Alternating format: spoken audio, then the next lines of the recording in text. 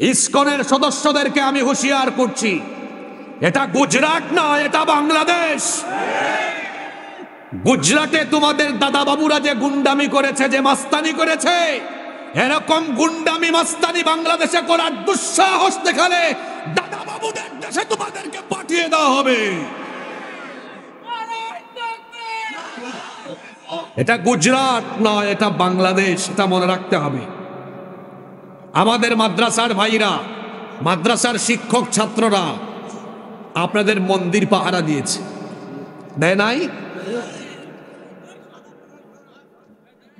আপনাদের প্রতি সহানুভূতি আমাদের আছে, ভালোবাসাও আছে, কিন্তু এটাকে পুঁজি করে সাম্প্রদায়িক দাঙ্গা, উস্কানি কিংবা চরমপন্থা অবলম্বন করে এই দেশে যদি কোনো ধরনের অশান্তি সৃষ্টি করতে চান, বাংলাদেশের জনগণ এর আগের ফেরাউনকেও ছাড় দেয় নাই, আপনাদেরকেও ছাড় দিবে না। আমরা আরো বহু বছর আগ থেকে সতর্ক করে আসতেছি, ইসকন এটি আন্তর্জাতিকভাবে স্বীকৃত উগ্র এবং চরমপন্থী সংগঠন। ইসকন এটা শর্ট ফর্ম, এদের পুরা নেম হচ্ছে এই চিন্ময় দাস ব্রহ্মচারী, সে তো আমার স্বাধীন দেশের পতাকার উপরে আরএসএস এর গুন্ডা বাহিনী দ্বারা পরিচালিত, ভারতীয় র দ্বারা পরিচালিত আন্তর্জাতিক জঙ্গিবাদী সংগঠন ইসকনের গেরুয়া পতাকা উড়িয়ে বাংলাদেশের সবুজ এবং লাল পতাকার সাথে গাদ্দারি করেছে। এজন্য তাকে গ্রেফতার করা হয়েছে। কিন্তু এই উগ্রবাদী চরমপন্থী সংগঠন ইসকন এবং তার সদস্যরা, তার অনুসারীরা গতকাল আদালত প্রাঙ্গণে যে ঘটনাটি তারা ঘটিয়েছে, এটা আমাদেরকে অত্যন্ত মর্মাহত করেছে। অ্যাডভোকেট সাইফুল ইসলাম আলিফ,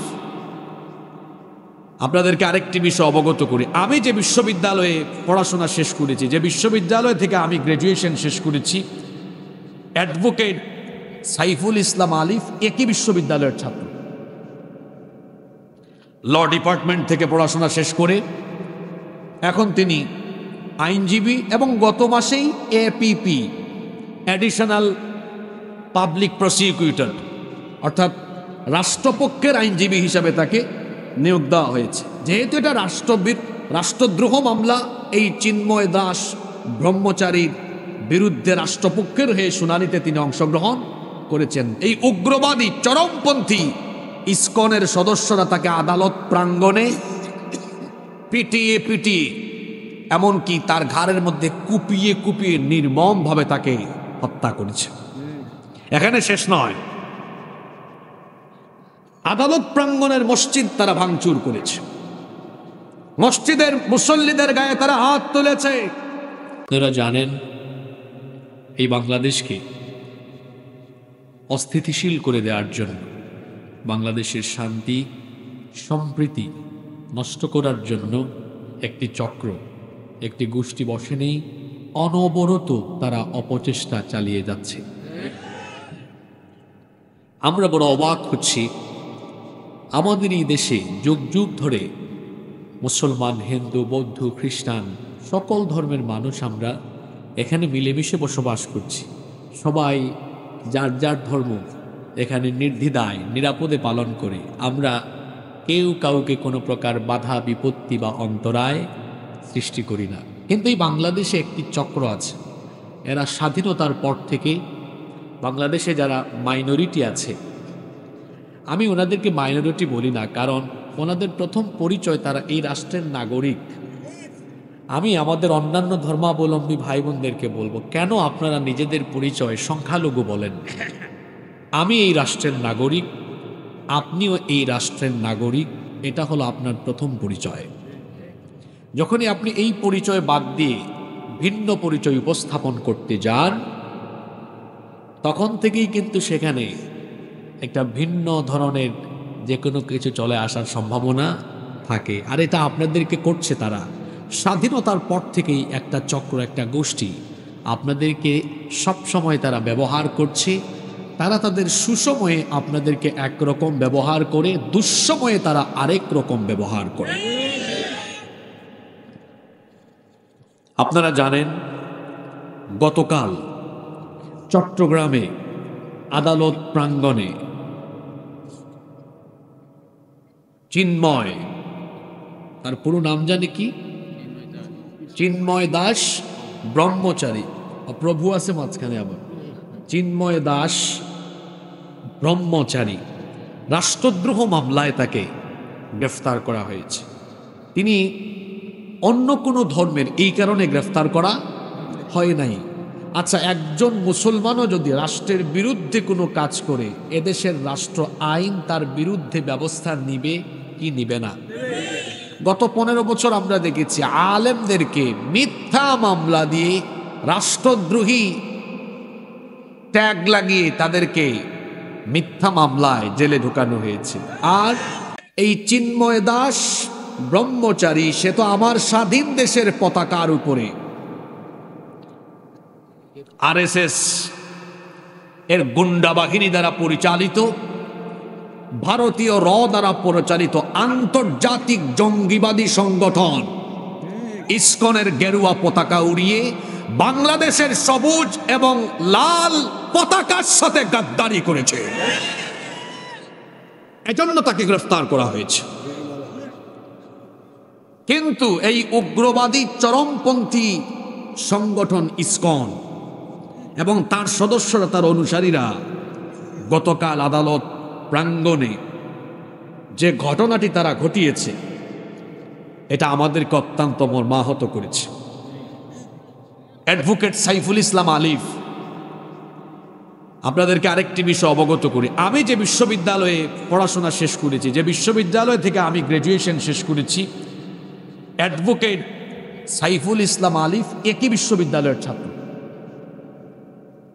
ল ডিপার্টমেন্ট থেকে পড়াশোনা শেষ করে এখন তিনি আইনজীবী এবং গত মাসেই এপিপি, অ্যাডিশনাল পাবলিক প্রসিকিউটর, অর্থাৎ রাষ্ট্রপক্ষের আইনজীবী হিসাবে তাকে নিয়োগ দেওয়া হয়েছে। যেহেতু এটা রাষ্ট্রদ্রোহ মামলা, এই চিন্ময় দাস ব্রহ্মচারীর বিরুদ্ধে রাষ্ট্রপক্ষের হয়ে শুনানিতে তিনি অংশগ্রহণ করেছেন। এই উগ্রবাদী চরমপন্থী ইসকনের সদস্যরা তাকে আদালত প্রাঙ্গণে পিটিয়ে পিটিয়ে, এমনকি তার ঘাড়ের মধ্যে কুপিয়ে কুপিয়ে নির্মমভাবে তাকে হত্যা করেছে। এখানে শেষ নয়, আদালত প্রাঙ্গণের মসজিদ তারা ভাঙচুর করেছে, মসজিদের মুসল্লিদের গায়ে তারা হাত তুলেছে। ইসকনের সদস্যদেরকে আমি হুঁশিয়ার করছি, এটা গুজরাট না, এটা বাংলাদেশ। গুজরাটে তোমাদের দাদা বাবুরা যে গুন্ডামি করেছে, যে মাস্তানি করেছে, এরকম গুন্ডামি মাস্তানি বাংলাদেশে করার দুঃসাহস দেখালে দাদা বাবুদের দেশে তোমাদেরকে পাঠিয়ে দেওয়া হবে। এটা গুজরাট নয়, এটা বাংলাদেশ, এটা মনে রাখতে হবে। আমাদের মাদ্রাসার ভাইরা, মাদ্রাসার শিক্ষক ছাত্ররা আপনাদের মন্দির পাহারা দিয়েছে, দেয় নাই? আপনাদের প্রতি সহানুভূতি আমাদের আছে, ভালোবাসাও আছে, কিন্তু এটাকে পুঁজি করে সাম্প্রদায়িক দাঙ্গা, উস্কানি কিংবা চরমপন্থা অবলম্বন করে এই দেশে যদি কোনো ধরনের অশান্তি সৃষ্টি করতে চান, বাংলাদেশের জনগণ এর আগের ফেরাউনকেও ছাড় দেয় নাই, আপনাদেরকেও ছাড় দিবে না। আমরা আরো বহু বছর আগ থেকে সতর্ক করে আসতেছি, ইসকন এটি আন্তর্জাতিকভাবে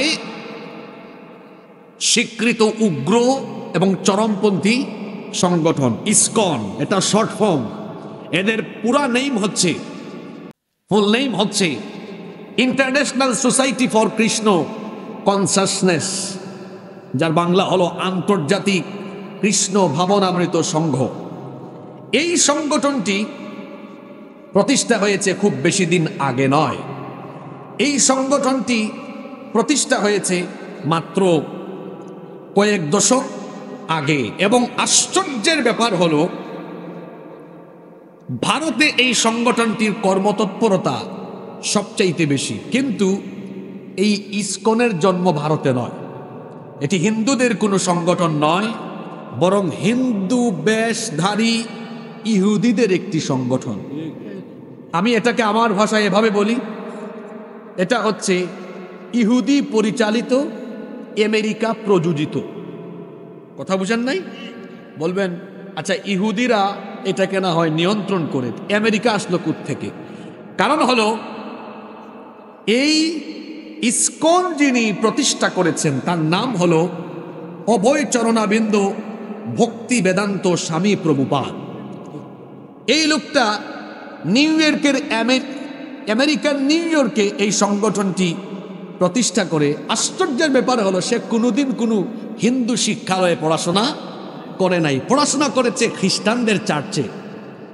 এজন্য আমি বলেছি এটা হলো ইহুদি পরিচালিত, আমেরিকা প্রযোজিত।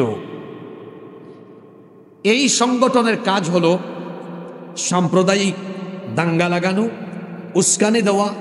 বিশেষ করে তাদের বেসিক কনসেপ্ট হলো মুসলমানদের বিরুদ্ধে কাজ করা। কারণ তাদের যে কনসেপ্ট আছে এই কনসেপ্টটা হলো মধ্যযুগের চৈতন্য থেকে আগত। চৈতন্যের অন্যতম থিওরি হচ্ছে নির্বজন করো আজি সকল ভুবন, যার অর্থ হলো সারা পৃথিবীকে মুসলমান মুক্ত করো। অর্থাৎ তাদের লক্ষ্য এবং উদ্দেশ্য হলো পৃথিবী থেকে মুসলমান নিধন করা। এজন্য এই ভারতে দেখবেন তাদের কর্মযজ্ঞ সবচাইতে বেশি। জয় শ্রীরাম না বলার কারণে তাবরিজ নামক এক যুবককে তারা নির্মমভাবে পিটিয়ে হত্যা করেছে। আমাদের বাবরি মসজিদ তারা দখল করে রাম মন্দির বানিয়েছে।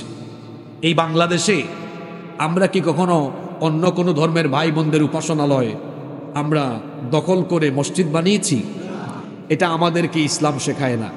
কিন্তু উগ্রবাদী এই সংগঠন ইসকন তারা বিভিন্ন জায়গায় এ ধরনের কর্মযজ্ঞ অতীতে চালিয়েছে, এখনো তারা করছে। এমনকি সনাতনী হিন্দুদের জায়গা জমি ঘর বাড়ি দখলের অভিযোগ, তার পাশাপাশি যৌন নিপীড়নের অভিযোগও তাদের বিরুদ্ধে বিভিন্ন সময়ে রয়েছে।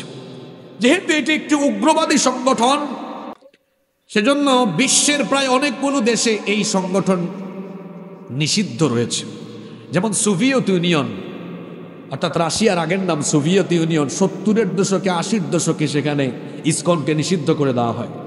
তারপরে চীনে ইসকনের কর্মকাণ্ড নিষিদ্ধ, মালয়েশিয়াতে নিষিদ্ধ।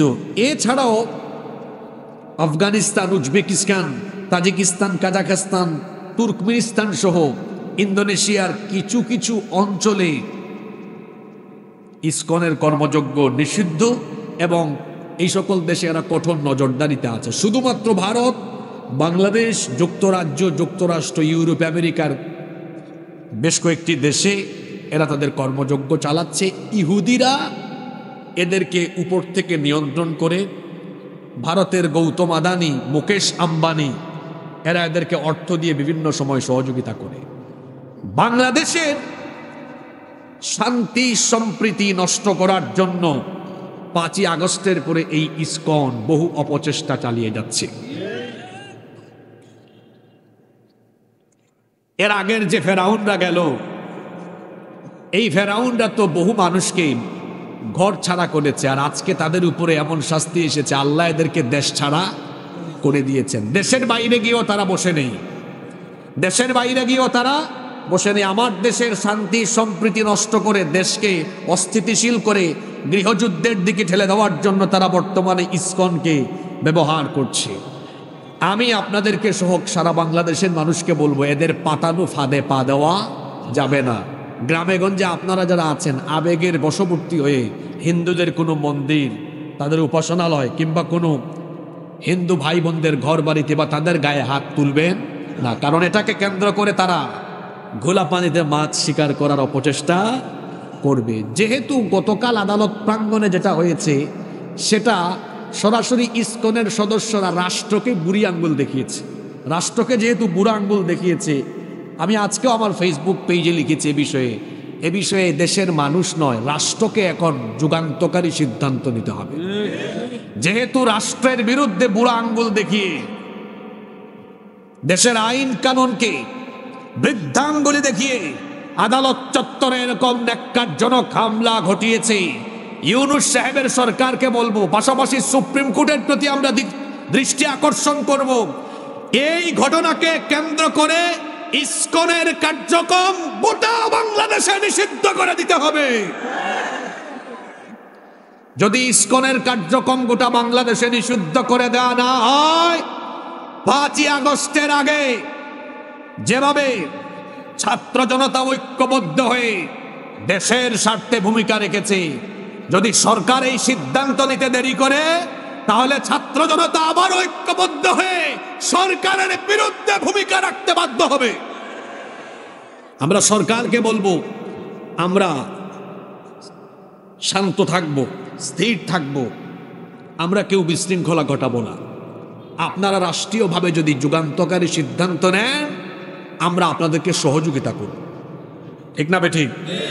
এজন্য আমরা দাবি করব, এই কুখ্যাত জঙ্গিবাদী, উগ্রবাদী, চরমপন্থী সংগঠন ইসকনকে বাংলাদেশে নিষিদ্ধ করে দেওয়া হোক। আপনারা মনে চান না ইসকনকে নিষিদ্ধ করা হোক? আপনারা চান কি চান না? সরকারকে বলবো, অনতি বিলম্বে ইসকনকে বাংলাদেশে প্রজ্ঞাপন জারি করে নিষিদ্ধ করে দেওয়া হোক। এটি বাংলাদেশের সকল মানুষ চায়। আল্লাহ আমাদেরকে বুঝার তৌফিক দান করেন। সম্মানিত উপস্থিতি, রাত তো অনেক হয়ে গেল, আপনারা ধৈর্য ধারণ করে কিছু সময় কোরআনের কথা শুনতে পারবেন তো?